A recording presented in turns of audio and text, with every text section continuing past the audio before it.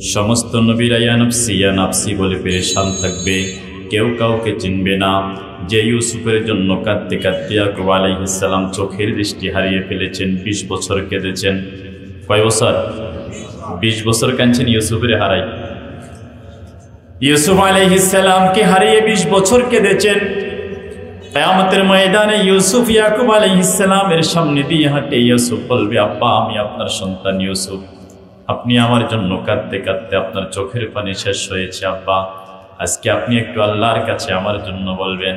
ইয়াকুব আলাইহিস সালাম বলবেন, ইউসুফকে তো আমি চিনি না, আজকে আমার কি হবে আমি জানি না। এইভাবে সকল পয়গম্বর নবীরা বলবে, আমার কি হবে আমার কি হবে আমি জানি না। ওই অবস্থায় আমার রাসূল, আপনার রাসূল মুহাম্মদুর রাসূলুল্লাহ সাল্লাল্লাহু আলাইহি ওয়াসাল্লামের হাতে একটা পতাকা থাকবে, একটা ঝান্ডা থাকবে। ওই ঝান্ডাকে হাদিসের ভাষায় বলা হয় লিওয়াউল হামদে, প্রশংসার ঝান্ডা। দুনিয়াতে আল্লাহ পাক যখন যে অবস্থায় রাখেন, ওই অবস্থায় যারা আলহামদুলিল্লাহ বলবে, মুহাম্মদুর রাসূলুল্লাহ সাল্লাল্লাহু আলাইহি ওয়াসাল্লামের হাতে কিয়ামতের ময়দানে যে প্রশংসার ঝান্ডা থাকবে, আলহামদুলিল্লাহ বলনেওয়ালারা ওই প্রশংসার ঝান্ডার নিচে ছায়া পাবে। যদি আপনার আমার নাম ওই তালিকায় উঠে যায়, ওই কিয়ামতের কঠিন মুসিবত যখন শুরু হয়ে যাবে, কেউ যখন কাউকে চিনবে না, আপনাকে আমাকে আল্লাহ পাক রব্বুল আলামিন ওই ঝান্ডার নিচে আশ্রয় দিয়া দিবে। এই জন্য আলহামদুলিল্লাহর ওয়াজটা কেন করলাম? আল্লাহ পাক যখন যে অবস্থায় আমাকে আপনাকে রাখেন, ওই অবস্থায় কি বলতে হবে? ঘরের মধ্যে আজকে অভাব শুরু হয়েছে আলহামদুলিল্লাহ, কারণ গত 6 মাস তো অভাব ছিল না। এখন আল্লাহ পাক একটু পরীক্ষা করতেই পারেন, ঠিক কিনা? স্বামী বাজারের জন্য বাজার থেকে এসেছে 10টা সদাইয়ের মধ্যে 9টা সদাই দিয়েছে আপনার হাতে। আপনি হাতে নিয়ে প্রথম বলতে হবে আলহামদুলিল্লাহ। স্বামী একটা কাপড় নিয়ে এসেছে বাজার থেকে, আপনার পছন্দ হয় নাই, কি কয়? তোরও আপনি এটা কি আনছেন? ও আমি বাজারে জান লাগবো কেন? কয়নি। এই জন্য না মা না বোনেরা, প্রথম শব্দ বলতে হবে আপনাকে, কাপড়টা হাতে নিয়ে বলতে হবে আলহামদুলিল্লাহ। এটাও তো নিয়ামত। এটা কি নিয়ামত? এই জন্য সমস্ত নিয়ামত হাতে নেওয়ার পরে প্রথম শব্দ বলতে হবে আলহামদুলিল্লাহ। আল্লাহ আমাদেরকে এই কথার উপর আমল করার তৌফিক দিন, আমিন। আরেকটা কথা বলি, সালাম দিছিয়া সালামের উত্তরটা 2-4 জন দিছিলেন। এই জন্য সালামের একটা হাদিস শুনে আপনাদেরকে। ক্বালান নবী সাল্লাল্লাহু আলাইহি ওয়াসাল্লাম, আইয়ুহান নাস, ও মানুষের আফসুস সালাম, সালাম দাও। নবীজি কি বলে? সালাম দাও। আতিমুত তাআম, মানুষকে খাবার দাও। ওয়াসিলুল আরহাম, আত্মীয় স্বজনের খবর নাও। 3 কথা, সালাম দাও, খাবার দাও, আত্মীয় স্বজনের খবর নাও। এবার বলে ওয়াসাল্লু বিল্লাইলি ওয়ান নাসু নিয়াম, পৃথিবীর সমস্ত মানুষ যখন রাত্রিবেলায় ঘুমাইয়া থাকে, 3টা বেলায় 3টা বাজে যখন রাতের, তখন আল্লাহর কিছু বান্দা ঘুম থেকে ওঠেনি। উঠে?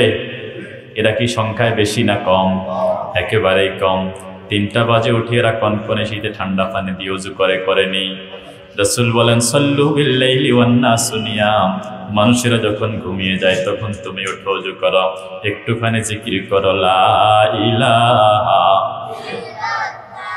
লা ইলাহা ইল্লাল্লাহ, লা ইলাহা ইল্লাল্লাহ, লা ইলাহা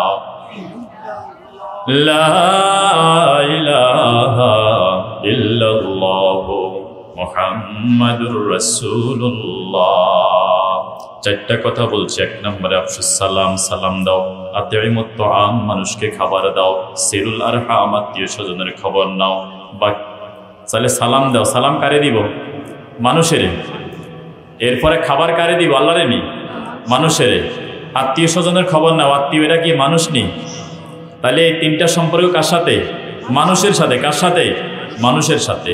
4 নম্বর যেটা, ওয়াসাল্লু বিল্লাইলি ওয়ান নাসু নিয়াম, পৃথিবীর সবাই যখন ঘুমিয়ে যায় তাহাজ্জুদের মুসল্লায় যাও, তাহাজ্জুদের মুসল্লায় চলে যাও। এই জন্য আল্লামা মুফতি মুশতাকুন নবী কাসেমী তিনি বলেন, রাত 2টা 2 রাকাত নামাজ, রাত 2টা 2 রাকাত নামাজ, 2খানা হাত, 2 ফোঁটা চোখের পানি ছাড়ি দাও, সব গুনাহ মাফ।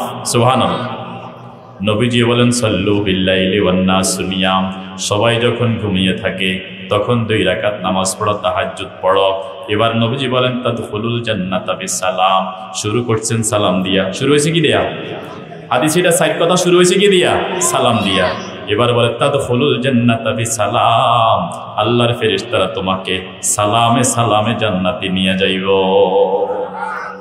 এই জন্য সালাম দিতে এবং সালামের উত্তর দিতে কৃপণতা করবেন নি। আরেক হাদিস শুনুন, ক্বালান নবী সাল্লাল্লাহু আলাইহি ওয়াসাল্লাম, আল্লাহর নবী সাল্লাল্লাহু আলাইহি ওয়াসাল্লাম বলেন, নবীজি কি বলছেন? লা তাদখুলুল জান্নাতা হাত্তা তুমিনু, তোমরা ঈমানদার না হইলে জান্নাতে যাইতে পারিবা না। ঈমানদার না হইলে জান্নাতে যাইতে, আসলে কথা তো হাসা, বেঈমানরা কি জান্নাতে যাইবনি? তাহলে ঈমানদার না হইলে জান্নাতে যাওয়া, এখন তাহলে ঈমানদার হইতে হইব। কি হইতে হইব? এবার রাসূল বলেন ওয়ালা তুমিনু হাত্তা তাহাব্বু, যে ঈমানদার হইতে পারবে না একজন আরেকজনকে ভালো না বাসলে। দেখছেন আমরা কি একজন আরেকজনকে ভালোবাসিনি? ভালোবাসেন তো, ভালোবাসলে বাড়ির পাশের জনের লগে ঝগড়া কিনলাই, ঘরের পাশে বেড়া কেন? বেড়া আসেনি, ওয়াল তোলেনি। قال رسول الله صلى الله عليه وسلم, আল্লাহ রাসূল বলেন লা তাদখুলুল জান্নাতা হাত্তা তুমিনু, জান্নাতে প্রবেশ করতে পারবে না ঈমানদার না হইলে। ওয়ালা তুমিনু হাত্তা তাহাব্বু, একজন আরেকজনকে যদি মুহাব্বত না করো আল্লাহর জন্য, তাহলে তোমাদের মধ্যে ঈমান আসবে না। এবার নবীজি বলেন আলা আদুল্লুকুম আলা শাইইন ইযা ফাআলতুমুহু তাহাব্বাতুম, তোমাদেরকে একটা ঔষধের কথা কি আমি বলে দিব না? ওই ওষুধটা খাইলে তোমাদের মধ্যে মহব্বত বাড়বে। আফশুস সালাম বাইনাকুম, তোমরা একজন আরেকজনকে সালাম দিবা। কি দিবা? তাহলে এবার পিছন থেকে আসেন, সালাম দিলে মহব্বত বাড়বে, মহব্বত বাড়লে ঈমান মজবুত হবে, ঈমান মজবুত হইলে আল্লাহর জান্নাত পাওয়া যাবে। ঠিক কিনা? তাহলে বোঝা যায় ছোট সালাম একেবারে সহজ, ছোট্ট একটা আমল। সালাম দিলে মহাব্বত বাড়ে, মহাব্বত বাড়লে ঈমান পুরা হয়, ঈমান পুরা হইলে জান্নাতে যাওয়া যায়। সালামুন কওলাম মির রাব্বির রহিম, জান্নাতীরা যখন জান্নাতে চলে যাবে আল্লাহর পক্ষ থেকে বলা হবে ও আব্দুস সালাম, ও আব্দুল করিম, আব্দুর রহিম, ও আলী, ও হাসান, তোমাদেরকে আল্লাহ পাক রব্বুল আলামিন তোমাদেরকে সালাম দিছে। কি দিছে? এই জন্য সালাম দিব, সালামের উত্তরও দিব। যে কোনো নিয়ামত পাইলে কি পড়ব? আলহামদুলিল্লাহ। এটা শুধু দুনিয়াতে। ওয়া ক্বালুল হামদুলিল্লাহিল্লাযী সাদাকানা ওয়াদা, জান্নাতীরা যখন জান্নাতের বাড়ির গেটের ভিতরে প্রথম পা রাখবে, ওয়া ক্বালুল হামদুলিল্লাহিল্লাযী সাদাকানা ওয়াদা, সাথে সাথে তাদের জবান দিয়ে প্রথম বাইর হবে আলহামদুলিল্লাহ। কি বের হবে? জান্নাতে প্রথম পা দেওয়ার সাথে সাথে বান্দা বলে উঠবে কি? তাহলে আলহামদুলিল্লাহ দুনিয়াতে আছে নাকি জান্নাতেও আছে? সালাম কি দুনিয়াতে শেষ নাকি জান্নাতেও আছে? এই দুই কথার উপর আমল করবেন তো ইনশাআল্লাহ। তাহলে সালাম দিতে কৃপণতা করবেন নি। আল্লাহ নবীজি এক হাদিসে বলতেছেন সবচেয়ে বড় কিপটা, সবচেয়ে বড় কৃপণ হলো এই ব্যক্তি যে মানুষকে সালাম দিতে কৃপণতা করে। কারণ এটার মধ্যে কোনো টাকা পয়সা খরচ হয়নি। ঘরে যাই সালাম দিবেন নি, এবার কিন্তু কমে গেছে ইনশাআল্লাহ। আজ যদি ঘরে যাই সালাম দিই তারা আসবো কি আর উত্তর দিকে তো সহ্য উঠছেনি। এই 30 বছরে কোনদিন সালাম হাইনো, আজকে দেখ বাবুরে কি হয়েছে। তারা যাই বলুক না কেন, সালাম দিয়ে আল্লাহ নবীজির সুন্নত, সালাম দিয়া নবীজির কি? সালাম অর্থ শান্তি। সালাম অর্থ কি? আবার সালাম আল্লাহর নাম, আব্দুস সালাম নাম রাখিনি, আব্দুস সালাম রাখিনি নাম। তাহলে যেই ঘরে সালাম আছে সেই ঘরে কি আছে? শান্তি আছে, সেই ঘরে শান্তি আছে। এই জন্য ঘরে যদি শান্তি চান সালাম দিবেন নি। ও এবার কথা কয় না। আল্লাহ আল্লাহ আমাদেরকে রাসূলের সুন্নতের উপর আমল করার তৌফিক দিন, আমিন। 7টা 30-এ আসার নামাজ, আমি 7টা 20-এ ছেড়ে দিব। সময় আছে হাতে 1 ঘন্টা। কয় ঘন্টা? 1 ঘন্টা। আমাকে বলছে সুদ, ঘোষ, গীবত। গীবত মানে মানুষের বদনাম করা। এই 3 বিষয় আলোচনা করতে, এই 3 বিষয় আলোচনা করতে কমপক্ষে 2.5 ঘন্টা সময়ের দরকার। কমপক্ষে 1 ঘন্টার মধ্যে যা পারি তিন বিষয়ে কিছুটা ধারণা দেওয়ার চেষ্টা করব ইনশাআল্লাহ। এই 1 ঘন্টা বসবেন নি? কে কে উঠে যাইবেন? হাত তোলেন। কারো ছুটি নাই? কারো যদি ফেসাবে ধরে 1 আঙ্গুল উঠাইবেন। সোজা সাপটা কথা, কোনো ছুটি নেই। যা ছুটির দরকার এখন বলেন। এই 1 ঘন্টা বসতে পারবেন না? আচ্ছা, বসবেন কেন? আল্লাহ নবীজি বলতেছেন, আমরা অন্ধকার রাত্রে মাঝে মাঝে আকাশে তারকা দেখি, দেখেননি? দুনিয়ার মধ্যে যত জায়গায় মাহফিল হইতেছে, কোরআনের আলোচনা হয়, নবীজি বলেন তত জায়গাতে ফেরেশতারা আকাশ থেকে দেখে ওখানে আলো জ্বলে। সুবহানাল্লাহ কন না? দেখছেন? বসবেন? গত রাতে এখানে আলো জ্বলছেনি, আগামীকাল জ্বলবনি, আজকে শেষ, বছরে 1 দিন। কি বলেন? 1 দিন কষ্ট করতে পারবেন না? এই যে ভাইয়েরা দাঁড়ায় রয়েছে, রে সুগন্ধা বাসে খাড়াই যায়, পিয়াগু নদী দেয় না? ড্রাইভারের লাগে লাগি যায়, সিট দে, তুই সিট দিবি কইস। ড্রাইভারের কয় সিট আছে, আসলে সিট তো আছে, কিন্তু পাবলিক বই রয়েছে, সিট খালি নাই। এই কথা কি কইছেনি? কইছে সিট আছে, টাকা দেয়, খাড়াই যায়। আর আমাদের এখানে সিট খালি, টাকা ভাড়া দেন লাগতো না, এরপরে বইয়ে না। দেখছেন নি কারবার? তা করলে কি করতাম? আল্লাহ ভাইদেরকে বসার তৌফিক দাও, আমিন। আসেন, যে আয়াত আমি পড়েছি, সুদ খাওয়া হালাল না হারাম? পরে আপনারা তো পারেন, তাইলে আর কি ওয়াজ করতাম? আরো আসতে বলেন, সুদ খাওয়া হালাল না হারাম? এরপরে সুদ খায়নি? এই এলাকার তো নাই সুদখোর, আসেনি? দেখেন আল্লাহ কি কয়, আল্লাযীনা ইয়াকুলুনার রিবা লা ইয়াকুমুনা ইল্লা কামা ইয়াকুমুল্লাযী ইয়াতাখাব্বাতুহুশ শাইতানু মিনাল মাস যালিকা বিআন্নাহুম ক্বালু ইন্নামাল বাইউ মিসলুর রিবা।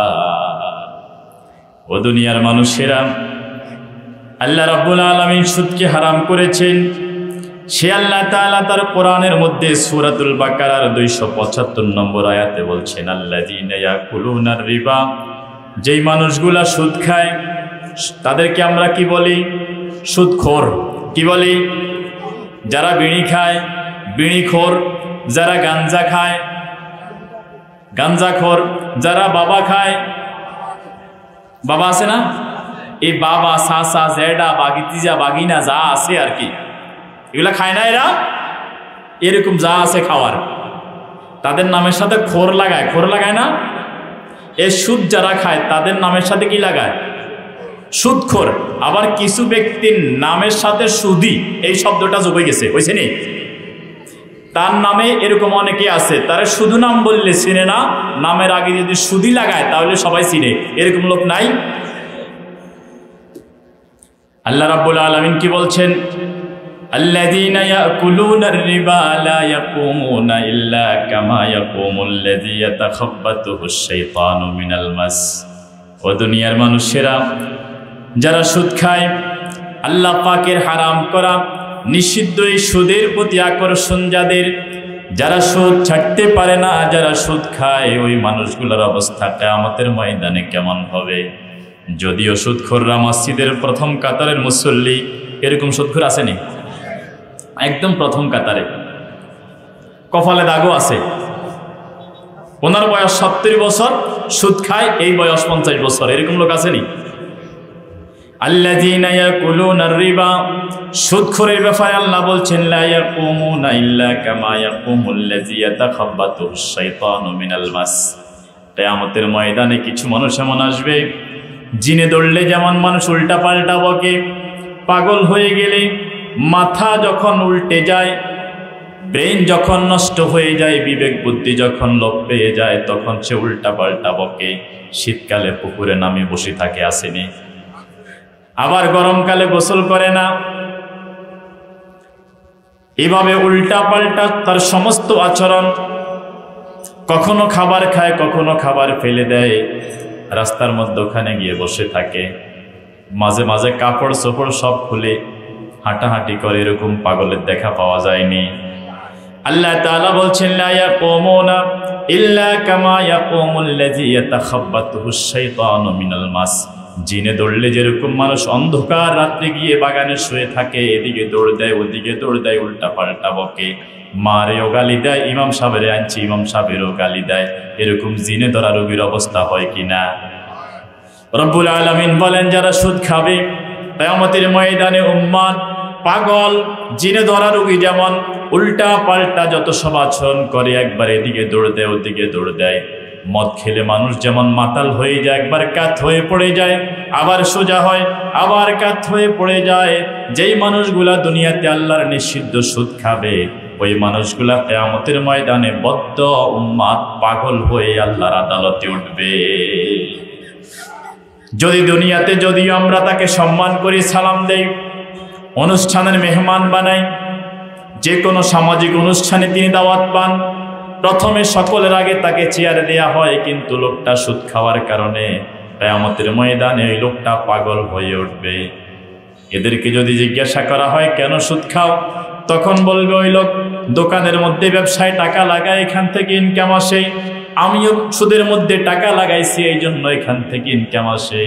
দোকানে ব্যবসায় টাকা লাগাইলে লাভ যেমন আছে লসও আসেনি, কিন্তু সুদখোর 1 লক্ষ টাকা মাস শেষে 10,000 টাকা, যিনি টাকা নিয়েছেন তার বাড়ি শেষ হয়ে যাক, ঘর জ্বলে যাক, পুড়ে যাক, মাস শেষে সুদখোরের 10,000 টাকা দেয়া লাগেনি। সুদের ব্যবসায় পৃথিবীতে একটা ব্যবসা আছে, এই ব্যবসায় কোনো লস নাই, সেটার নাম কি? সুদ। বন্যায় সব তলায় গেছে, আগস্ট মাসে বন্যার পানি শেষ, সুদখোর সুদের টাকার জন্য যাই, দাঁড়ায় রয়েছে দরজায়, বলে আমার মাইয়ার বিয়ে আগামী সপ্তাহে, এই মাসের কিস্তিটা একটু দেরি করে দিই। সুদখোর বলে না, হবে না, আমার টাকা দিতে হবে। সুদখোরদের অন্তরে কোনো দয়া মায়া নাই, এবং কি সুদখোরদের চোখের কোনো শরম বলতে কিছু নাই। আল্লাহ পাক রব্বুল আলামিন বলছেন যালিকা বিআন্নাহুম ক্বালু, এই মানুষগুলা বলে ইন্নামাল বাইউ মিসলুর রিবা, সুদ যেমন ব্যবসাও তেমন ব্যবসা, যেমন টাকা দেয় সুদও টাকা দেয়, কিন্তু ব্যবসায় লাভ লস আছে, সুদের মধ্যে লাভ ছাড়া কোনো লস নাই। আল্লাহ পাক রব্বুল আলামিন এরপর বলেন ওয়া হাল্লাল্লাহুল বাইয়া ওয়া হাররামার রিবা, আল্লাহ তাআলা সুদকে হারাম করেছেন, ব্যবসাকে হালাল করেছেন। সমস্ত নবী রাসূল আম্বিয়া কেরাম সবার পেশা ছিল ব্যবসা, সমস্ত নবী রাসূলদের পেশা কি ছিল? ব্যবসা। আমাদের রাসূলও ব্যবসায়ী ছিলেন। দাউদ আলাইহিস সালাম এই যে লোহার কামার লোহা দিয়ে অস্ত্র তৈরি করতেন, অস্ত্র তৈরি করে সেটা বিক্রি করতেন, দা সেনি খুন্তি কুড়াল এগুলা বিক্রি করে বাজারে নিতেন, এরপরে জীবন জীবিকা নির্বাহ করতেন দাউদ আলাইহিস সালাম। ইমামে আবু হানিফা রহমতুল্লাহ প্রসিদ্ধ কাপড়ের ব্যবসায়ী ছিলেন। এই জন্য ব্যবসা এটা আম্বিয়া কেরামের পেশা, নবীদের পেশা। রাসূল আরেক হাদিসে বলেছেন রিজিকের 90 ভাগ আল্লাহ তাআলা ব্যবসার মধ্যে রেখে দিয়েছেন। আরেক হাদিসে রাসূল বলেন তাজিরুস সাদুকুল আমিন, সত্যবাদী ব্যবসায়ী যারা, এখানে বাজার আছে নি কাছে, সত্যবাদী বিশ্বস্ত, মানুষকে ঠগায় না, এরকম ব্যবসায়ী যারা, তারা মাস নবিয়্যিন ওয়া সিদ্দীকিন, আবু বকর সিদ্দিকের সাথে তারা জান্নাতে যাবে। সুবহানাল্লাহ। এই জন্য ব্যবসার একজন লিখে দিছে দোকান ব্যাগের নিচে, সততাই ব্যবসার মূলধন। এই জন্য যদি সত্যবাদী সত্যপন্থী ব্যবসায়ী হয়, এরা সিদ্দিক আকবরের সাথে জান্নাতে যাবে। আল্লাহ নবী সাল্লাল্লাহু আলাইহি ওয়াসাল্লাম একদিন দেখবেন কিছু কিছু বাজারে দোকানের ব্যাগের নিচে লেখা থাকে বিক্রিত মাল ফেরত নেওয়া হয় না, লেখা থাকে না, বিক্রি করে দিছি এটা আর ফেরত নেওয়া হয় না। আল্লাহ নবীজি কি বলতেছেন? আল্লাহ নবীজি একদিন বলতেছেন যে ব্যক্তি বিক্রিত মাল ফেরত নিবে আল্লাহ পাক তাকে জান্নাত দিবে। সুবহানাল্লাহ। এই কথা শোনার পরে এক সাহাবী বাজারে যায় দোকান দিছে, দোকান দিয়ে প্রথম কাস্টমার যে আসছে তাকে বলতেছে এই মালে কোনো সমস্যা থাকলে নিয়ে আসবা, আমাকে দিবা, টাকা ফেরত দিবা। সুবহানাল্লাহ কর না। এক সপ্তাহ চলে যায় কেউ আসে না, 1 মাস চলে যায় কেউ আসে না, 3 মাস যখন ব্যবসার বয়স,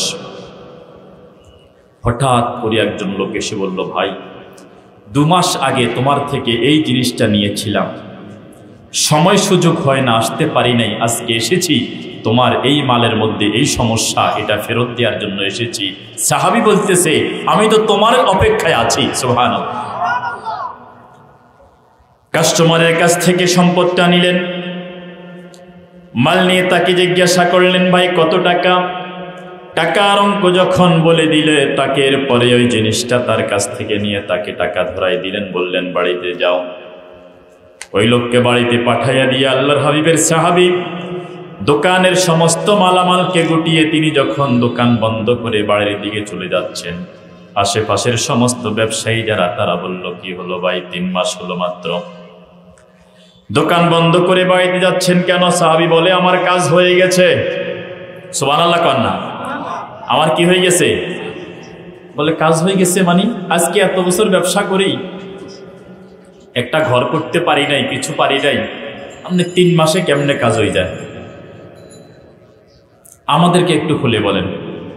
সাহাবী বলছে ভাইয়েরা আমার, মুহাম্মাদুর রাসূলুল্লাহ সাল্লাল্লাহু আলাইহি ওয়াসাল্লাম দু জাহানের বাদশা নবীজি একদিন আমাদেরকে বলেছিলেন যেই ব্যবসায়ী বিক্রয় করা মাল ফেরত দিবে কোনো ত্রুটির কারণে, সমস্যার কারণে, আল্লাহ পাক তাকে জান্নাত দিবে।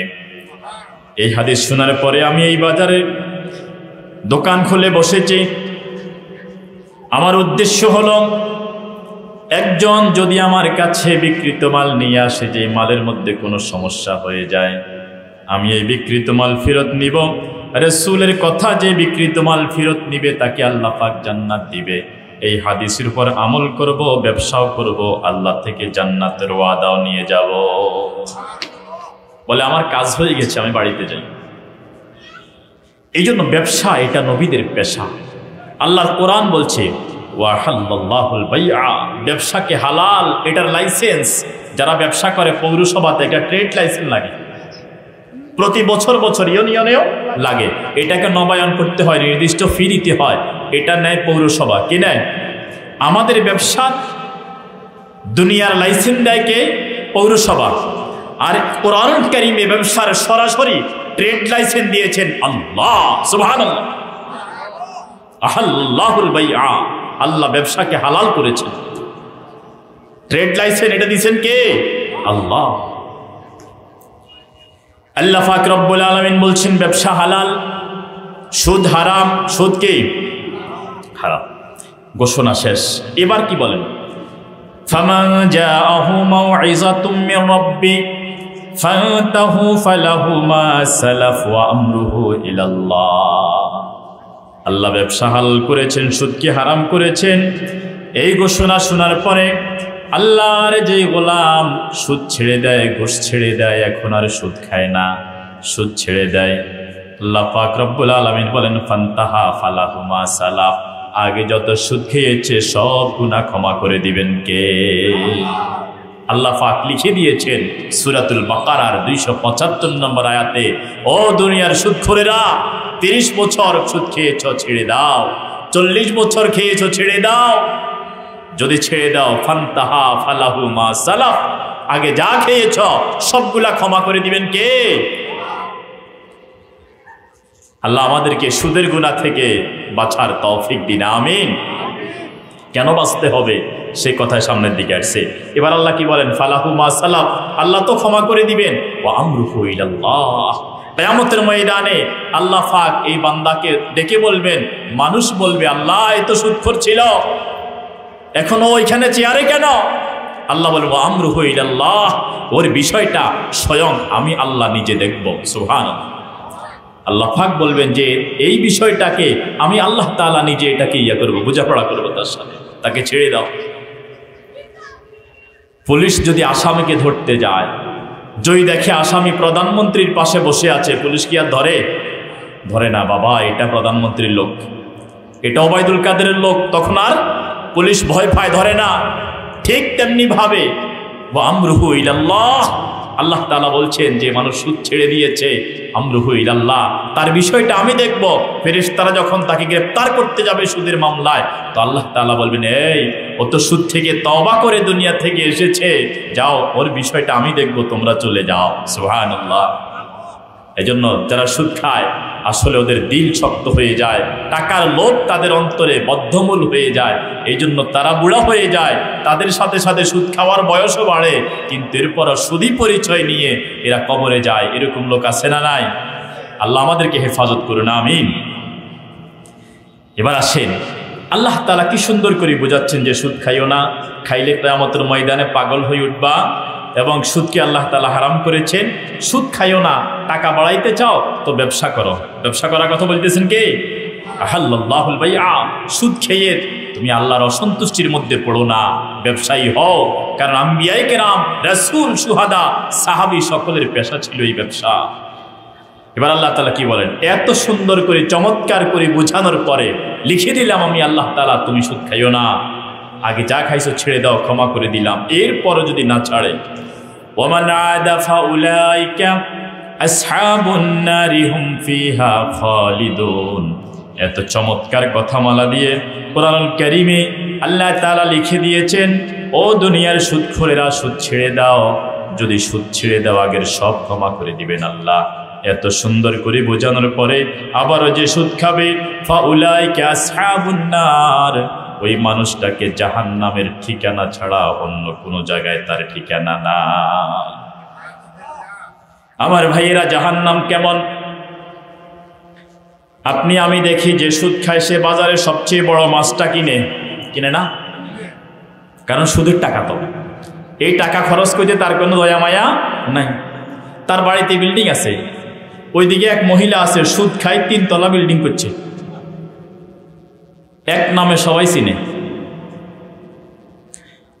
এই সুদখোরের পরিণতি আসহাবুন নারেরা জাহান্নামে যাবে। কোথায় যাবে? এবার আসলে একটু জাহান্নামের সাথে পরিচয় হওয়া দরকার আসেনি। ক্বালান নবী সাল্লাল্লাহু আলাইহি ওয়াসাল্লাম, আল্লাহর হাবিব সাল্লাল্লাহু আলাইহি ওয়াসাল্লাম বলেন, হযরতে আনাস শুনেন, আনাস রাসূল থেকে বলেন, ইউতা বিআনামি আহলিদ দুনিয়া, ইউতা বিআনামি আহলিদ দুনিয়া মিনাল কুফফার। কিয়ামতের ময়দানে সবচেয়ে দুনিয়ার জীবনে যে সবচেয়ে সুখী ছিল তাকে নিয়ে আসা হবে। কিন্তু সুদ খাইতো, ঘুষ খাইতো, আল্লাহকে মানতো না, কালিমা বিশ্বাস করতো না। তার ক্ষমতা ছিল, তার বাড়ি ছিল, গাড়ি ছিল, গায়ে সুন্দর পোশাক ছিল, ঘরে ডাইনিং টেবিলে সবচেয়ে দামি খাবার ছিল, কিন্তু লোকটা আল্লাহকে সিজদা করতো না, আল্লাহকে মানতো না। আল্লাহ তাআলা বলবেন, ইউতা বিআনামি আহলিদ দুনিয়া মিনাল কুফফার, ওই মানুষটাকে আমার সামনে নিয়ে আসো। দুনিয়ার জীবনে সবচেয়ে বেশি সম্পদ ছিল তার, সবচেয়ে সুন্দর পোশাক ছিল তার, সবচেয়ে ডাইনিং টেবিলে সুস্বাদু মুখরোচক খাবার ছিল তার, এসি রুমে ঘুমাইতো সে, কিন্তু আল্লাহর কালিমাতে বিশ্বাসী ছিল না, আল্লাহকে সিজদা করতো না। ফেরেশতারা তাকে ধরে নিয়ে আসবে, ও আল্লাহ, এই ব্যক্তি দুনিয়ায় সবচেয়ে সুখী ছিল, এত সুখ, এত নিয়ামত দেওয়ার পরেও আপনাকে মানে নাই, এত নিয়ামত দেওয়ার পরেও কখনো সুদ ছাড়ে নাই, ঘুষ ছাড়ে নাই। আল্লাহ পাক রব্বুল আলামিন বলবেন, আগমিসুহু ফিল জান্নাতি গামসা, এই ব্যক্তিকে জাহান্নামের আগুনে একটু ছেঁকা দাও, জাহান্নামের আগুনে একটু ছেঁকা দাও। এই তরকারির মধ্যে আঙ্গুল একটা দিয়া এরপরে জিহ্বাত লাগায়নি, এটারে কি কয়? নুন চায়। কি কয়? নুন চায়। আল্লাহ পাক রব্বুল আলামিন বলেন, আগমিসুহু ফিল জান্নাতি গামসা, এত এত নিয়ামত দেওয়ার পরে ওই মানুষটা আমি আল্লাহকে ভুলে গিয়েছো, আল্লাহকে মানে নাই, তাকে জাহান্নামের আগুনে হালকা একটু ছেঁকা দাও। এবার যখন ছেঁকা দেওয়া শেষ হবে, নিয়ে আসবে আবার, ফায়ুকালু আই ফুলান হাল আসাবাকা নাঈমুন কাত্ত, ও আমার গোলাম, দুনিয়ার জীবনে কোনো সুখ শান্তির দেখা পেয়েছো কিনা? আল্লাহর এই গোলাম জাহান্নামের সামান্য ছেঁকা লাগার সাথে সাথে বলবে, আল্লাহ, দুনিয়ার জীবনে সামান্যতম সুখ শান্তির দেখা আমি পাই না। কি পরিমাণ কঠিন হবে জাহান্নাম! একটু ছেঁকা লাগার সাথে সাথে দুনিয়ার সমস্ত আনন্দ, বাসর রাতের আনন্দ থেকে শুরু করে ক্ষমতার আনন্দ, টাকার আনন্দ, এসি রুমের আনন্দ, পকেট ভর্তি টাকার গরম, সবকিছু এক সেকেন্ডের শুধু জাহান্নামের একটু ছেঁকার সাথে সাথে ভুলে যাবে। এবার আল্লাহ তাআলা বলবেন, ও আমার ফেরেশতারা, দুনিয়াতে আমি আল্লাহর জন্য, আমার কোরআনের জন্য যেই মানুষগুলা ফাঁসির রশি গলায় নিয়ে দুনিয়া থেকে বিদায় হয়েছে, বুখারী শরীফের মসনদ থেকে যাকে টেনে কোমরের মধ্যে গরুর রশি লাগানো হয়েছে, হয়েছে কিনা? হাত বাঁধা হয়েছে, পা বাঁধা হয়েছে, হাতে হ্যান্ডকাপ, পায়ে ডান্ডা বেড়ি, মাথায় হেলমেট, এরকম টুই পরানো হয়েছে, আয়না ঘরে বন্দি করে রাখা হয়েছে। দিনের পরে দিন দুনিয়ার আলো, সূর্যের আলো দেখতে দেওয়া হয় নাই, নামাজের সময় কখন হয় সেটাও বলতে পারে না। এভাবে যেই মানুষগুলায় কষ্ট দেওয়া হয়েছে তাদেরকে নিয়ে আসো বেলালকে, যার গলায় রশি লাগিয়ে মক্কার গলিতে গলিতে টানা হয়েছে তাকে নিয়ে আসো সুমাইয়াকে, যার লজ্জাস্থানে আবু জাহেল বর্ষা ঢুকিয়ে হত্যা করেছে। নিয়ে আসো জাকারিয়া আলাইহিস সালাতু ওয়াস সালামকে, যাকে জীবন্ত করাত দিয়ে দ্বিখণ্ডিত করা হয়েছে। নিয়ে আসো আমার ইব্রাহিমকে, 40 দিন পর্যন্ত যাকে আগুনে নিক্ষেপ করা হয়েছে, আগুনে রাখা হয়েছে। এই সমস্ত আল্লাহর দ্বীনের জন্য যারা কষ্ট করেছে, জীবন দিয়েছে, ফাঁসিতে ঝুলেছে, ওই মানুষগুলাকে যখন নিয়ে আসা হবে, আল্লাহ পাক রব্বুল আলামিন তাকে বলবেন ফেরেশতাদেরকে, আগমিসুহু গামসাতান ফিল জান্নাহ, এই মানুষগুলাকে সামান্য একটু জান্নাত দেখাও। সামান্য একটু কি দেখাও? জান্নাত দেখাও। অপরাধীদেরকে জাহান্নাম একটু ছেকা দাও, আর যারা আমার জন্য কষ্ট করেছে, জেল জুলুম নির্যাতন খেটেছে, জীবন দিয়ে দিয়েছে, এদেরকে একটু জান্নাত, একটু এক নজর তাদেরকে জান্নাত দেখাও। দেখানো হবে, নিয়ে আসা হবে এবার আল্লাহর সামনে। আল্লাহ পাক রব্বুল আলামিন জান্নাত দেওয়ার পর দেখার পরে বলবেন, ও আমার গোলাম, দুনিয়ার জীবনে জেল খেটেছ, জুলুমের শিকার হয়েছ, মিথ্যা মামলা, হামলা, অন্যায় তোমার উপর দিয়ে গিয়েছে, বাড়ি ঘরে ঘুমাইতে পারো নাই, আল্লাহর দ্বীনের জন্য তুমি অনেক কষ্ট করেছ। ও আমার গোলাম, তোমাকে একবার জান্নাত দেখানো হয়েছে। এবার আল্লাহ পাক রব্বুল আলামিন জিজ্ঞাসা করবেন, হাল আসাবাকা দুররুন আও বালাউন ফিদ দুনিয়া কাত, দুনিয়ার জীবনে তোমার কোনো কষ্ট হয়েছে কিনা? একবার জান্নাত দেখে আসার পর আল্লাহকে বলবে, আল্লাহ, আয়না ঘরের কথা ভুলে যাবে, জেলের কথা ভুলে যাবে, জুলুমের কথা ভুলে যাবে। মক্কার রাস্তায় বেলালের গলায় রশি লাগিয়ে টানা হয়েছে, বেলাল সেটা ভুলে যাবে। এই সমস্ত জুলুম নির্যাতন সবকিছু ভুলে গিয়ে এক নজর শুধু জান্নাতটা দেখার সাথে সাথে আল্লাহকে বলবে, আল্লাহ, দুনিয়ার জীবনে আমি বেলাল, আমি সুমাইয়া, আমি খাব্বাব, খোবাইব, ইব্রাহিম, জাকারিয়ার কোনো কষ্ট হয় না। এখন দুনিয়াতে আমাদের ঠান্ডা পানি দিয়ে ওযু করতে কত কষ্ট লাগে, লাগেনিও? ঠান্ডা পানি দিয়ে ওযু করলে সওয়াব বেশি। সওয়াব কি বিশ্বাস করেন না? পরে আল্লাহ নবীজি কি বলেন, আলা আদুল্লুকুম মা ইয়ামহুল্লাহু বিহিল খাতায়া ওয়া ইয়ারফাউ বিহিদ দারাজাত। আপনাদের বিশ্বাস হয় না, এই জন্য আমি অন্য দিকে হাদিসটা শুনাইতেছি। আল্লাহর রাসূল বলেন, আমি তোমাদেরকে কি বলবো না দুইটা কথা, একটা কাজই তোমরা করো তোমাদের লাভ হবে দুইটা। ইয়ামহুল্লাহু বিহিল খাতায়া, আল্লাহ পাক তোমাদের গুনাহ মুছে দিবেন, ওয়া ইয়ারফাউ বিহিদ দারাজাত, আল্লাহর কাছে তোমাদের মর্যাদা বেড়ে যাবে। গুনাহ মাফ করে দিবেন, আল্লাহর কাছে মর্যাদা বেড়ে। এক নাম্বার ইসবাগুল উযুই আলাল মাকারিহি, কনকনে ঠান্ডা পানি দিয়ে ওযু করলে গুনাহ মাফ হয়, আল্লাহর কাছে মর্যাদা বাড়ে। সুবহানাল্লাহ। এই জন্য ঠান্ডা, আল্লাহ কেমনে বাইর হই, মানে পানির নিচে যদ্দূর হাত যায় তদ্দূর মনে হয় কাটা যায়। পুকুরের পানি এত ঠান্ডা, টাঙ্কির পানি আরো ঠান্ডা, এরকম মনে হয় না?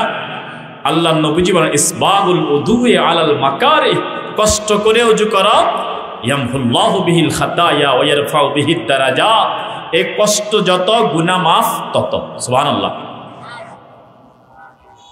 তাহলে ওযু করলে গুনাহ ঝরে, ওযু করলে কি হয়? গুনাহ ঝরে।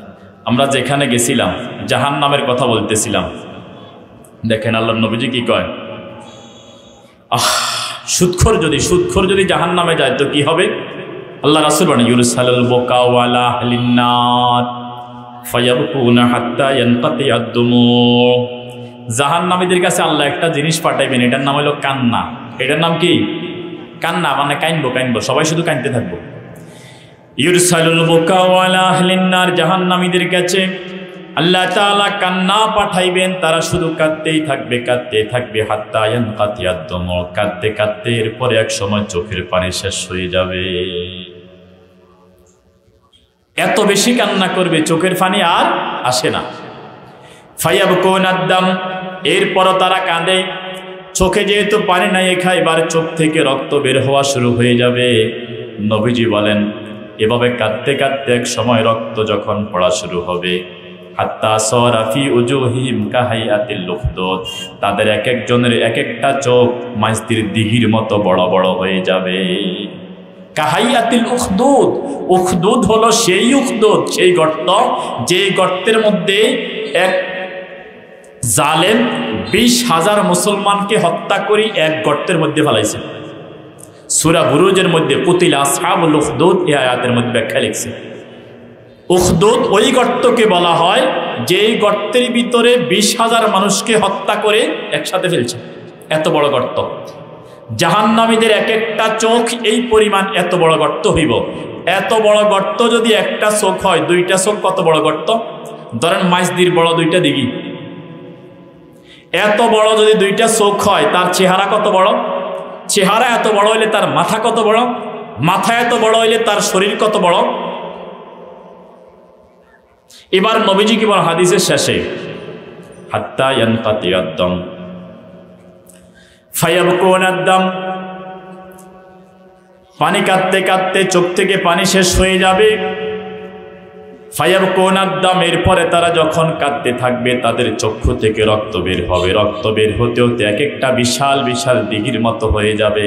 রাসূল বলেন লাউ উরসিলাত ফিহি সুফুনুল লাজারা, ওই চোখের মধ্যে যদি বড় বড় জাহাজ নৌকা ছেড়ে দেওয়া হয়, অনায়াসে জাহান্নামীদের চোখের ভিতর ওই নৌকা চলতে থাকবে। নাউজুবিল্লাহ বলেন না। আল্লাহ আল্লাহ আমাদেরকে সুদের গুনাহ থেকে হেফাজত করো, আমিন। এবার আসেন, আল্লাহ তাআলা কি বলেন, ইয়ামহাকুল্লাহুর রিবা ওয়া ইউরবিস সাদাকাত, আল্লাহ তাআলা সুদকে ধ্বংস করে দিবেন। কাকে ধ্বংস করবেন? সুদ। সুদ কাকে? সুদকে ধ্বংস করবেন। কেমনে? আপনি দেখেন যারা সুদ খায় এদের কারো ঘরে শান্তি নাই, ঠিক কিনা?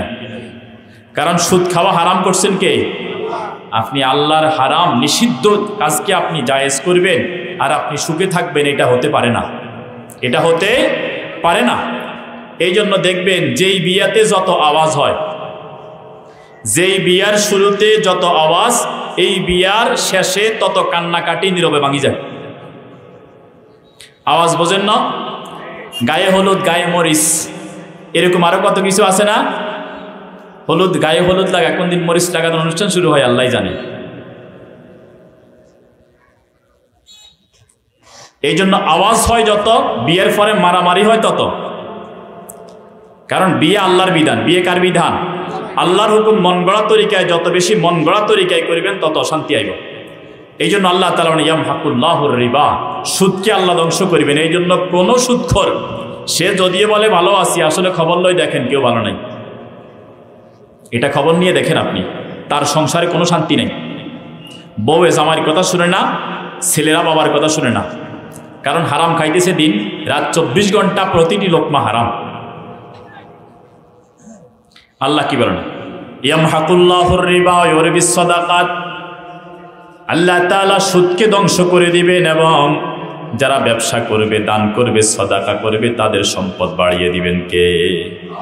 আচ্ছা বলেন তো, সুদ খাই অথবা জুয়া খেলি, মদ খাই, শেষ হয়ে গেছে এরকম লোক আসেনি এলাকায়? অনেক টাকা ছিল, পয়সা ছিল, জুয়া খেলে, মদ খায়, সব কিছু শেষ, এরকম লোক আছে না?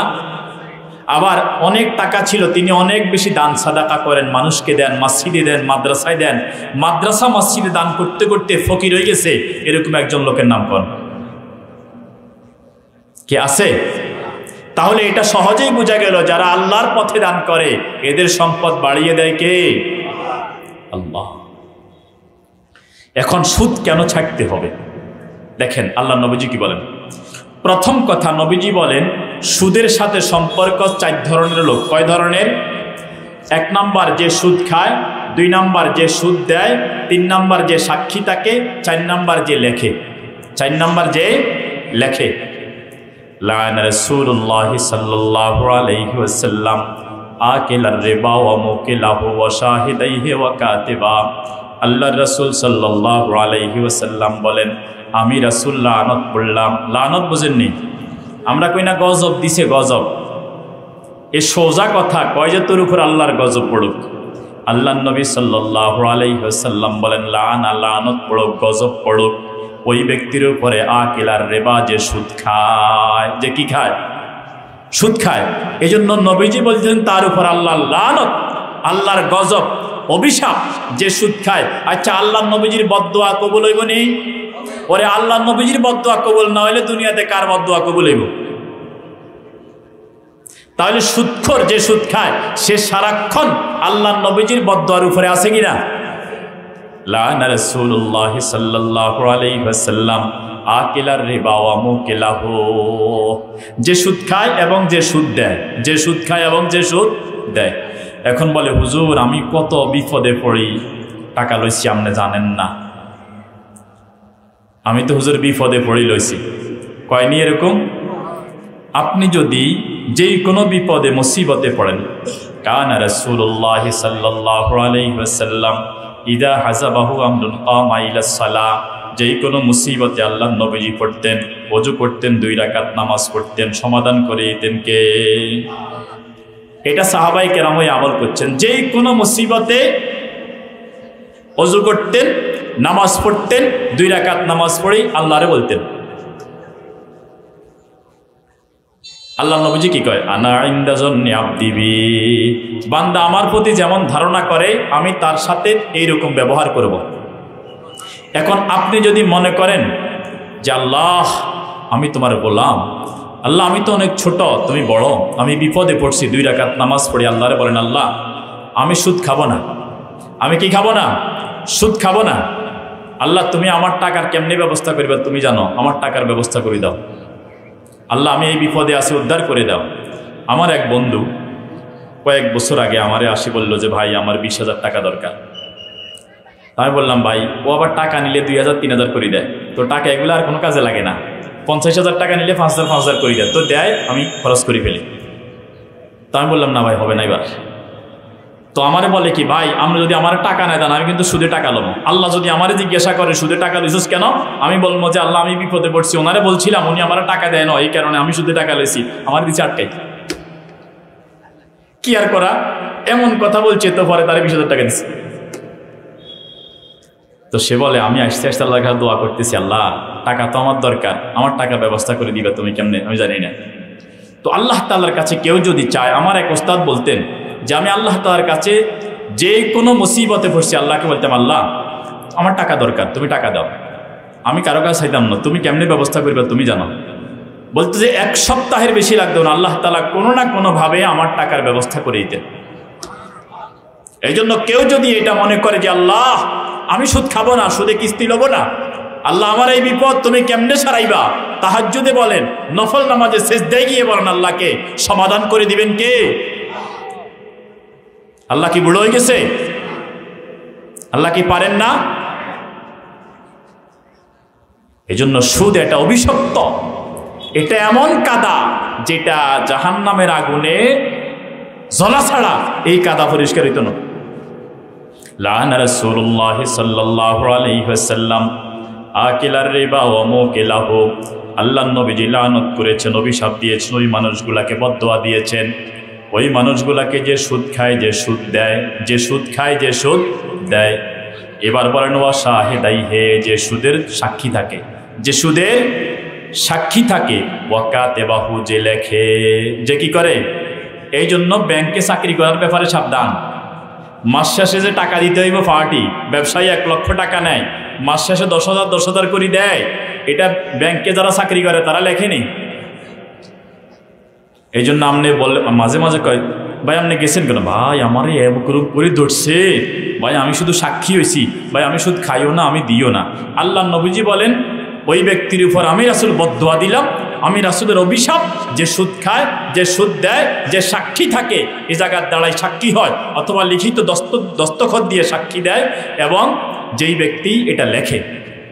সুদখোর, সুদ যে দেয়, সুদ যে খায় এবং যে সাক্ষী থাকে, যে লেখে, আল্লাহ নবীজি হাদিসের শেষের অংশে বলেন কুল্লুহুম সাওয়া, এরা সবাই গুনাহের দিক থেকে সমান। নাউজুবিল্লাহ কইতেন না। এবার আরেক হাদিস শুনেন, সময় কম। قال النبي صلى الله عليه وسلم আল্লাহর হাবিব সাল্লাল্লাহু আলাইহি ওয়াসাল্লাম বলেন আর রিবা লাহু সালাসাতুন ওয়া সাবউনা সুজা, সুদের গুনাহ ৭৩টা। কোন হাদিসে আছে সুদের গুনাহ ৭০টা, সুদের গুনাহ ৭০টা গুনাহ। কয়টা? সুদ খাইবেন ৭০টা গুনাহের মামলা আপনার বিরুদ্ধে হয়ে যাবে। এবার আল্লাহর নবী বলেন আইসারুহা আইয়ান কি হাররাজুল উম্মা, সবচেয়ে ছোট্ট গুনাহ যেটা, ছোট্ট মামলা যেটা সুদের, এটা হলো কোন যুবক কোন মুসলমান তার মায়ের সাথে খারাপ কাজ করা। নাউজুবিল্লাহ।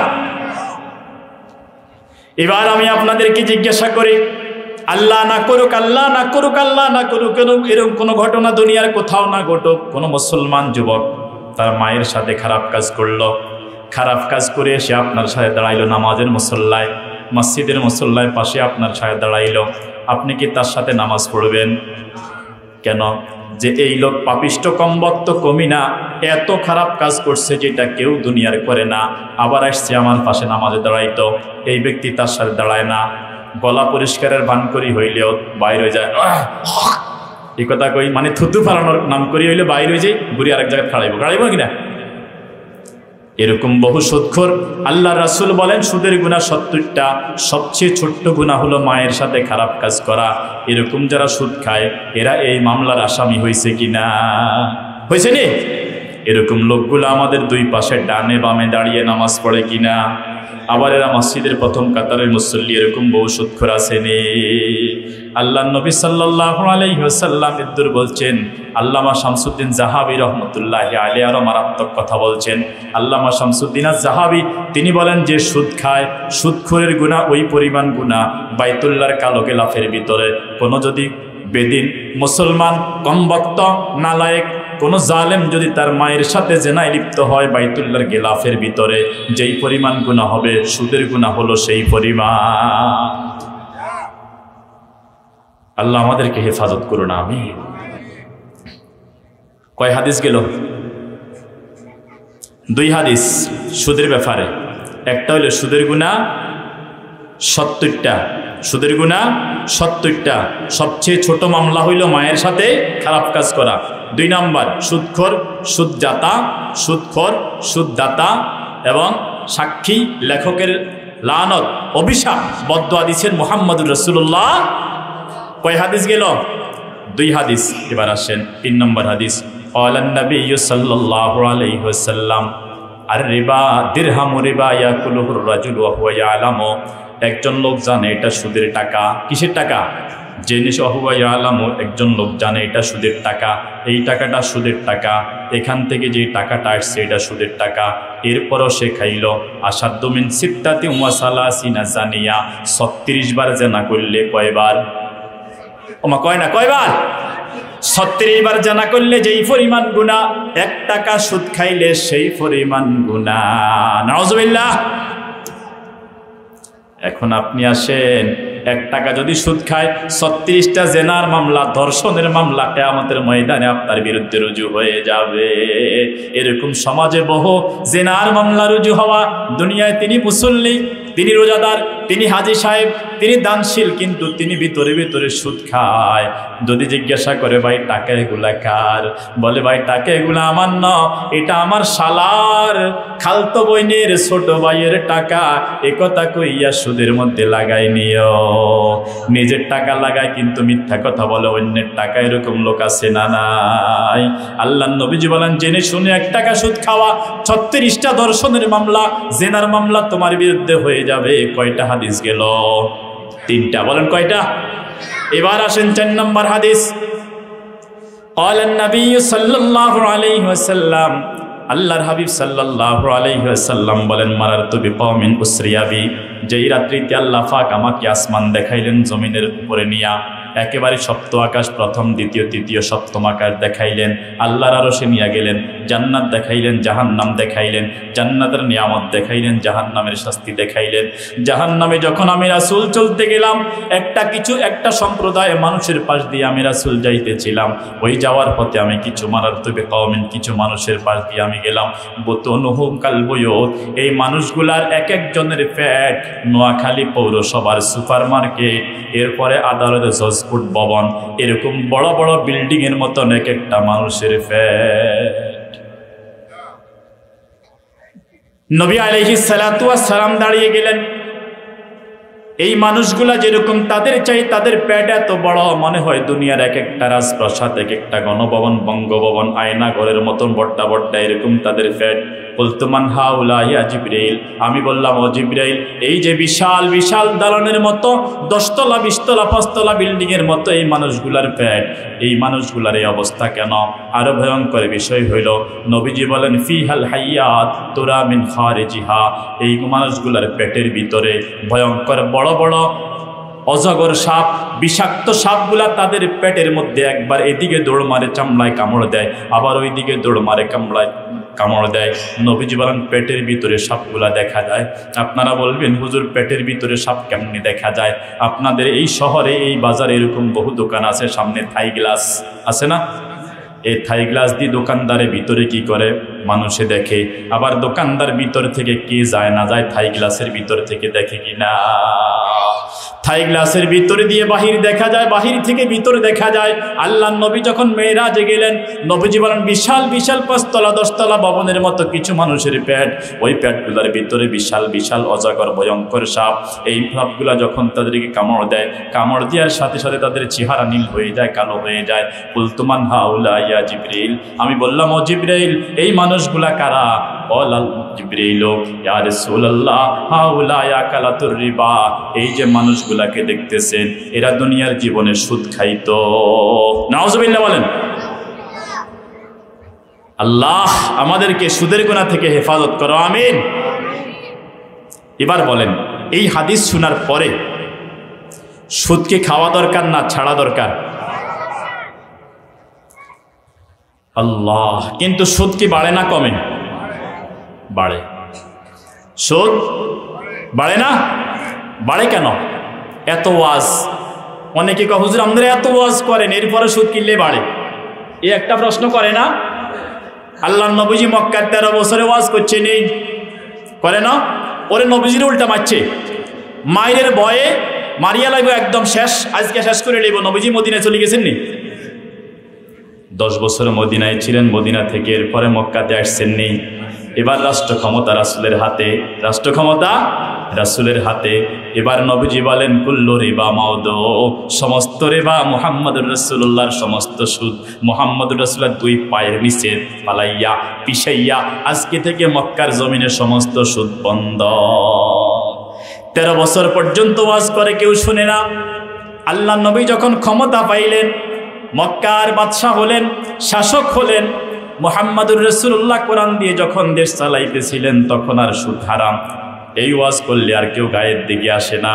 মুহাম্মদুর রাসূলুল্লাহ রাষ্ট্র ক্ষমতা পাইছেন, এরপরে নবীজি এক আদেশ জারি করে দিয়েছেন, এখন থেকে সুদ হারাম। মক্কার জমিনে সুদ খাওয়ার কেউ সাহস করে নাই। এই জন্য যদি সুদ বন্ধ করতে হয়, কোরআনটাকে চেষ্টা করে পার্লামেন্টে সংসদ ভবনে নেওয়া দরকার আছে না নাই? এই জন্য কোরআন যদি সংসদে চলে যায়, খাদ্যে ভেজাল দেওয়া যাবে না, ব্যবসায়ী ধোঁকাবাজি করতে পারবে না, জেনা করলে শাস্তি হবে, মদ খাইলে শাস্তি হবে, চুরি করলে হাত কাটা যাবে। এই জন্য চোরের গোষ্ঠীরা চায় না কোরআন সংসদে চলে যাক। যারা চুরি করছে এখনো বাংলাদেশে আছে অথবা বিদেশের মাটিতে আছে। আজকে আমার দেশ পত্রিকার মধ্যে আমি কিনলাম, এক পরিবার, নাম কইতাম না, 30,000 কোটি ডলার বাংলাদেশ থেকে চুরি করছে। যদি কোরআনটাকে সংসদে পাঠাইতে পারেন, এই পরিবারের যত সদস্য চুরির সাথে জড়িত এবং যেই ব্যাংক থেকে নিয়েছে ওই ব্যাংকের যারা কর্মকর্তা ছিল সকলের হাত কাটা যাইব। এই কারণে চোরের দল চোরের সহযোগীরা চায় না কোরআন ক্ষমতায় যাক, কারণ কোরআন ক্ষমতায় গেলে সবগুলার হাত কাটা যাইব। হাত যখন কাটি দিব, যেখানে যাইব মানুষ চিন্তা করব এর কেন এই অবস্থা হইল, কারণ তখন সবাই বলবে এ চোর, এই জন্য তার এই অবস্থা। তার মাইয়ার বিয়ার জন্য যখন আসব তখন হাত দেখি বলবো না চোরের মাইয়া বিয়া করতেন না। তার ফলার জন্য কারো যখন বিয়ের প্রস্তাব দেওয়া হবে তখন বলা হবে এই ব্যক্তির হাত কাটা, চোরার ফলার কাছে আমার মাইয়া বিয়া দিতেন না। ইসলাম এমন এক শক্ত বিধান দিয়েছে, একটার হাত কাটে দিলে পুরা নোয়াখালী নয় পুরা বাংলাদেশ সোজা হয়ে যাইব। আল্লাহ তুমি আমাদেরকে সুদের এই গুনাহ এই মহামারী থেকে হেফাজত করো, আমিন। এই জন্য সুদ খাইবেন নি। আসেন আরেকটা, এটা হইল গীবত। মানুষের বদনাম করেনি, ওরে মসজিদে বইবে বদনাম করে না। ওরে নামাজ পড়ে গেছে হুজুরে আজ্জা বলে 2 রাকাত পড়ে খাড়াই গেছে। হ্যাঁ, খাড়াই জানের পরে এবার দোকানে যাই করে দেখছো নি এই আদি হুজুর রাখছি, প্রতি মাসে আমি 20 টাকা করে দিই হুজুরে বেতন দিই। একদিন ভাতও খাওয়াই, হুজুরের কোনো কাম নাই, হুজুরে আঙ্গ ভাত খায়, আঙ্গ টিয়া দি বেতন নেয়। আজকে হুজুরে দেখছো নি খাড়াই গেছে 2 রাকাত পড়ি। কি হুজুরের বলইতে পারে না? হ্যাঁ, হুজুরের বলইতে পারে না। এই যে আমরা দোকানে যাই এই কথাটা কইলেন, ইমামে আবু হানিফা রহমতুল্লাহ বলতেছেন যদি তুমি বদনাম করতা, তোমার এত শখ জাগে বদনাম করার, তো তোমার আব্বা আম্মার বদনাম করো। কার বদনাম? কারণ তুমি যে হুজুরের বদনাম করছো, তোমার এই কনকনা ঠান্ডা ফানে দিয়া এই যে তাহাজ্জুদ পড়ছো, ফজরের নামাজ পড়ছো, এই সবগুলো তো হুজুরের কাছে চলে গেছে। তো হুজুর হয়তো কিল্লাই, তোমার আম্মা তোমার জন্ম দিছে, ফেটে লইছে, দুধ খাওয়াইছে, আব্বা বিদেশ ছিল, বদিল্লা দিছে, চাকরি করছে, এত কষ্ট করছে, তো তাদের বদনাম করো, তোমার নেকিগুলা তাদের কাছে যাক। গীবত করেনি এরকম লোক আসেনি এ সমাজে? আল্লাহ, আর 3 মিনিট আছে, এবার গীবতের এক কান হাদিস শোনামো, এটা শোনাই শেষ। ক্বালান নবী সাল্লাল্লাহু আলাইহি ওয়াসাল্লাম, ওরে গীবত না করলে হেডের পাতাও জমায় না, এরকম লোক আসেনি? পুরা দিন এলাকায় কোথায় কি হয় দোকানে তিনি শুনে যান, বাজারে কি হয়, বাড়িতে যায় খাইতে খাইতে, খাওয়ার টেবিলে শুইতে শুইতে বউয়ের কাছে, পরিবারের সদস্যদের কাছে এই সমস্ত গীবত করেন না? এরকম করেনিও? আরো জোরে করেনি? না করে কইলে হইতো না, বলেন করি। এইবার কমে গেছে। করে না করি? আর করিবেন নেই? আরো জোরে আর করিবেন নেই? যদি করেন কি হইব আপনার? এক হাদিস শুনে আলোচনা শেষ করি। ক্বালান নবী সাল্লাল্লাহু আলাইহি ওয়াসাল্লাম, মারারতু লাইলাতিন উসরিয়া বি, মারারতু বিলাইলাতিন উসরিয়া বি। মেরাজের রাতে আমি যখন জান্নাত দেখলাম, জান্নাত দেখার পরে জাহান্নামের মধ্যে ঢুকলাম। আল্লাহ পাক আমাকে জান্নাত দেখায়, জাহান্নাম দেখাইলেন, জান্নাতও দেখাইলেন। এরপরে জাহান্নামের এক প্রান্তে আমাকে নিয়ে গেলেন। কোন অপরাধে কি শাস্তি হয় এগুলো আল্লাহ পাক আমাকে দেখাইতেছেন। মারারতু বিকওমিন, আমি কিছু মানুষের পাশ দিয়ে যাচ্ছিলাম। ইয়াখমিশুনা উজুহাহুম ওয়া সুদুরহুম বিআসফারিহিম। আল্লাহ নবী সাল্লাল্লাহু আলাইহি ওয়াসাল্লাম বলেন, মারারতু বিকওমিন, কিছু মানুষের পাশ দিয়ে যাচ্ছিলাম। লাহুম আসফারুন মিন নুহাস, ওই মানুষগুলার নখগুলা এক একটা বড় বড় নখ, বড় বড়। এদেশে কিছু মানুষ বড় নখ রাখেনি, মহিলারা বেশি রাখে মনে হয়। কেন? আচ্ছা নখ, আচ্ছা জানোয়ারের নখ বড় না ছোট? দেখেন নাই বিভিন্ন যারা নখ দিয়ে শিকার করে তাদের নখ কি বড় না ছোট? এখন তাদেরকে নখ বড় দিছেন কেন? তাদের হাত নাই, ওই জানোয়ার নখ দিয়ে শিকার করিবে, নখ দিয়ে শিকার করিবে, এই জন্য তাদের নখগুলা বড়। আর আশরাফুল মাখলুকাত, মানুষের নখ কাটা সুন্নত, কারণ সে জানোয়ার নয়। সে কি নয়? জানোয়ার নয়। এই জন্য নখ বড় রাখা এটা জানোয়ারের বৈশিষ্ট্য। এটা কার বৈশিষ্ট্য? জানোয়ারের বৈশিষ্ট্য। এই জন্য যেই পুরুষ যেই মহিলা নখ বড় রাখলো, এরা কি নবীর উম্মত হয়েছে না জানোয়ার হয়েছে? আল্লাহ আমাদেরকে হেফাজত করুক, আমিন। এবার নখ বড় এটা জাহান্নামীদের বৈশিষ্ট্য। কেমনে দেখেন?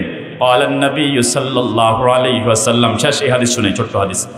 মারারতু লাইলাতান উসরিয়া বি, আল্লাহ পাক যখন মেরাজে আমাকে জাহান্নাম দেখাইলেন, আমি রাসূল কিছু মানুষকে দেখলাম ওই মানুষগুলার পাশ দিয়ে আমি রাসূল যখন গেলাম, লাহুম আসফারুন মিন নুহাস, তাদের এক একটার নখ এরকম লম্বা লম্বা, এক একটা এক বিগতের মতো হবে, সবগুলা নখ তামার নখ। এই নখগুলা তারা চেহারার মধ্যে লাগায়, এমনি লাগাইয়া তারা তাদের চেহারার কপাল থেকে শুরু করে, যেখান থেকে চুল শেষ এখান থেকে তারা শুরু করে লাগাইয়া নখগুলাকে চেহারার মধ্যে ডাবাইয়া দেয়, ডাবাইয়া দিয়ে এরপরে চামড়াটাকে এভাবে টান দিয়ে ছিঁড়ে নিচে নামাই নিয়ে আসে। এখান থেকে যখন শেষ হয়ে যায় এবার তারা বুকে নেয়, বাইপাস সার্জারি যেমন করে, ওপেন হার্ট সার্জারি, এখানে রিং বসানো হয়, এখানে যেমন রিং বসানো দুই দিক থেকে খুলে ফেলা হয়। এবার একটু পরে ওই তামার নখগুলা, লোহার নখগুলা এখানে নেয়, নেয়ার পরে এভাবে এখানে ডাবাইয়া দেয়, দিয়ে দুই দিক থেকে টান দেয়, টান দিয়ে বুকের চামড়াটা তুলে নেয়। কলতুবান হাউলা ইয়া জিব্রাইল, ইয়া রাসূল বলেন, ইয়া রাসূল ও জিব্রাইল, এটা ভয়ঙ্কর শাস্তি, এটা মেনে নেওয়ার মতো নয়, দেখলে সহ্য হবে না আমার উম্মতের। এই মানুষগুলো এরকম শাস্তি আল্লাহ পাক কেন দিচ্ছে? এবার নবীজি বলেন, জিব্রাইল বলেন, হাউলা ইল্লাযিনা ইয়াগতাবুনান নাস, এই মানুষগুলা হলো তারা যারা খাইতে গিয়ে মানুষের বদনাম করে, মসজিদে বসে মানুষের বদনাম করে, মসজিদে নামাজ 1 রাকাত বেশি পড়ে এলাইছে দোকানে সমালোচনা করে, তারাবির নামাজে হুজুর 2 রাকাত বসে খাড়াই গেছে দোকানে সমালোচনা করে, অমুকের ঘরে কি হয়েছে বাড়ির যাই এটা কয়, এরপরে অমুকের ছেলে কাজ কি করছে সেটাও বলে, অমুকের মেয়ে কার সাথে চলে গেছে এটাও কয়। এই দুনিয়ার মধ্যে সমাজের মধ্যে যত অঘটন ছিল, যত খারাপ কিছু, সব কিছু তিনি হোলটা ভরে বাড়ির দিকে লই যায়, রাত্রে আসে না নাই। তার গীবতের হোলটা কের হোলটা? হ্যাঁ, কন্যা কের হোলটা? এই হোলটা কিন্তু দেখা যায় না, এই হোলটা আপনার অন্তরে থাকে, আপনার দিলে থাকে, আপনার কলিজায় থাকে। সমাজের মধ্যে যত খারাপ কিছু হয় সব কিছু গীবতের প্যাকেটের মধ্যে প্যাকেট করে বাড়িতে নিয়ে এটার মুখ খুলি দেয়। বোর কাছে কয়, জির কাছে কয়, ছেলের কাছে কয়, মার কাছে কয়, দাদির কাছে কয়, পাড়া প্রতিবেশী সকলের কাছে কয়। আল্লাহর নবীজি বলেন, এরা তাদের মুখের চামড়া তুলে ফেলবে, বুকের চামড়া তুলে ফেলবে। এই কারণে এরা গীবত করে, বদনাম করে, মানুষের বদনাম করে, মানুষের ইজ্জতের উপর হামলা করেছে। আজকে তাদের এই শাস্তি কিয়ামতের ময়দানে হবে জাহান্নামে। আল্লাহর নবী সাল্লাল্লাহু আলাইহি ওয়াসাল্লাম নিজের চোখে দেখে এসেছে। শেষ করছি, ইমামে আবু হানিফা, ওই দিন একটা লেখা পড়তেছিলাম, যদি আল্লাহ পাক বলতো যে মানুষের বদনাম করলে তোমার অ্যাকাউন্ট থেকে 1 টাকা করে কাটা যাবে, কয় টাকা? 1 টাকা। বদনাম করতেননি? 1 টাকা চলে যাবে, এই জন্য বদনাম করবেন না কখনো। কিন্তু আমার নামাজ, আমার রোজা, আমার তেলাওয়াত, আমার জিকির, আমার দান, সাদাকা, এই সব কিছু তাসবিহ তাহলিল চলে যাচ্ছে, আমাদের খবর নেই। মানুষের বদনাম করবেন নি। এই জন্য মাইকের আওয়াজ যদ্দূর যায়, আম্মা জানেরা, নারী পুরুষেরা সকলে কি করবেন? মসজিদে আসি, ওরে মসজিদে আসি বদনাম করে, মসজিদে আসি। আল্লাহ নবীজি বলছেন, সময় পাইলে 4টা তাসবিহ পড়ো, সুবহানাল্লাহ, আলহামদুলিল্লাহ, লা ইলাহা ইল্লাল্লাহ, আল্লাহু আকবার। পড়বেন নেই? নবীজি বলেন, এগুলা পড়বা, যতবার পড়বা ততবার জান্নাতের মধ্যে একটা ফল গাছ উঠবো। সুবহানাল্লাহ। যতগুলো আলোচনা করেছি, যত কথা হয়েছে, আল্লাহ পাক সে অনুযায়ী আমাদের সকলকে আমল করার তৌফিক দিন, আমিন। ওমা তৌফিক ইল্লা বিল্লাহ। আসসালামু আলাইকুম।